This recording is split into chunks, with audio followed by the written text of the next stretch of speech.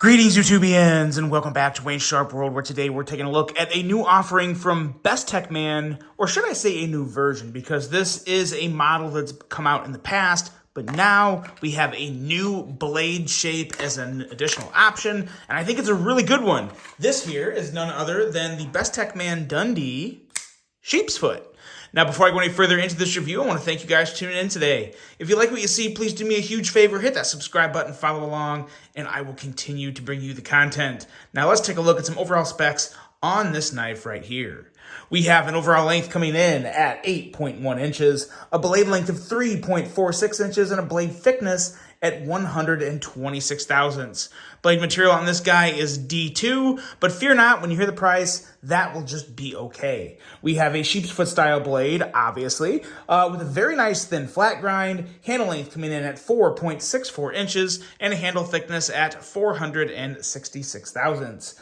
Handle material on this guy is G10 with a liner lock for the locking mechanism, a user of a left or right hand tip up carry, weight coming in at 3.1 ounces, designed by, you probably saw it on the blade. If you didn't, you may have already known, Ostapel. The guy designs beautiful knives. The price, as I was saying, for D2, you're paying $45.90 for this if you don't have any other type of additional discount or whatever being tacked onto it. So $45 for D2, I am good with that all day, every day. $100 for D2 is kind of getting up there. That's a little lot. $45 is totally fine with me every day of the week. So no issue there on the price for a great knife that really does feel like that Best Tech quality. Some really good stuff going on there for that. Let's take a look at some size comparisons and see how it stacks up with some other of my favorites. Let's bring out the Civivi Sikoke here, as well as, let's see, this guy right here, the Kaiser Brat. It's always a good one to throw on the table. The Brat should be loved by a lot of people. It's a fantastic knife. Much closer in size to the Dundee Sheep's Foot as opposed to the Sikoke. And let's see here. I got a couple more that I think everybody knows and probably everybody loves. Another fantastic Kaiser. This is the Milita, coming out in all sorts of flavors and variety. Love what Kaiser is doing with the Milita. And let's bring out another Civivi, the Civivi Conspirator. Always a good one to compare because I think that should be, very close in terms of overall length as well. So there you go. There's your size comparisons. And let's get to talking about this knife because I really don't have a lot of new things to say about it, to be honest. I've reviewed the Dundee in the past. That was just the typical drop point, and I loved it. It's a great knife. The Dundee series is by far and away one of the best budget knives to ever come out of Best Tech. It's a very clean Ostapel design.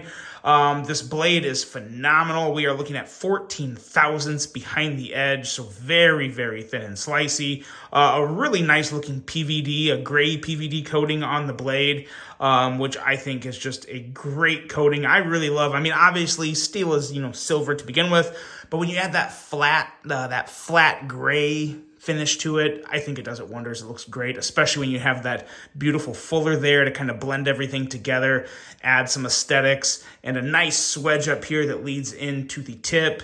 A couple little swedges there. That's kind of one swedge and then a separate one, but a really good looking blade. A razor thin tip. This is a very, very slicey tip. Going to do some great EDC work for you. Like I said, 14 thousandths behind the edge, and I would say this tip is probably the thinnest point, which is really kind of okay the way the blade shape is. It's not like it's coming up to a real narrow point that could be weak and brittle. This is going to be a pretty strong tip. Granted, it is very thin and very slicey, but due to the width of the tip up there, put together pretty well. I think it's going to hold up just fine for you. So a really, really nice blade. And the handle is somewhat neutral, not totally neutral. There's definitely some kind of some beveling and contouring there on the sides, not fully contoured, more I guess just kind of like long chamfers, but very, very nice in the hand. Feels great there. I really don't have any issue with the ergos on this guy whatsoever.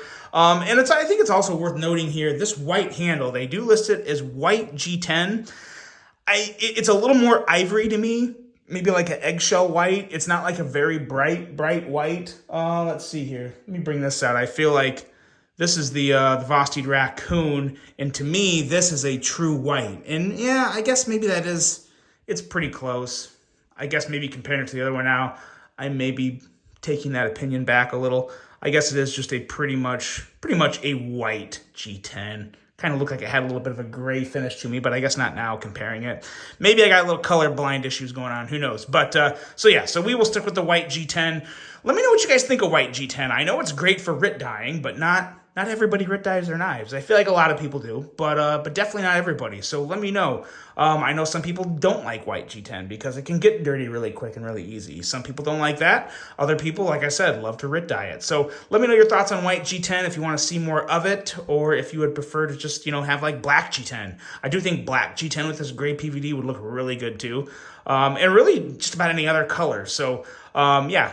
Very interested to hear your thoughts there. And what do you think of this design? I love this design. I really do. I think it's an excellent, clean, simple EDC design. OSTEP does a really good job of very clean, almost gentlemanly style knives. I wouldn't really call this a gentleman's knife, but just a really nice, clean design. Really, really good lines on this. Action on this, fantastic. Detint is dialed in just right. No issue with any type of lock bar. Nice solid lockup with that liner lock, as you can see. And yeah, very smooth on the close as well as the deployment. Very nice flipper tab design on this guy. Really like the jimping back here. Nice tacky jimping all along the top of it. So you can push button it, or you can, of course, light switch it. So all the options for deploying a flipper are available on this guy, and just a really good looking knife. Really good looking, really clean, very, very satisfying. This is a hard one for Best Tech Man to top, in my opinion. This is definitely probably the best budget knife they've come out with. Especially under $50. I mean, my gosh, you get under $50 for a budget knife, and you're really you're expecting less, I should say. But now, because of what Sencut's been doing, what other brands have been doing, really making that sub $50 price tag very competitive. You're expecting a lot now for that price. And I think Best Tech Man really delivers on this one. I don't have any issues with it. I think it looks great. The action's fantastic. Fit and finish is top notch. So no issues there whatsoever. I'm very happy with this. And would like to see more budget offerings from Best Tech Man. I don't think they don't have quite that many yet. So hopefully that changes, and hopefully they're from renowned designers like Ostap Hell, who does a great job. So really, really like this one. Would recommend it to anybody.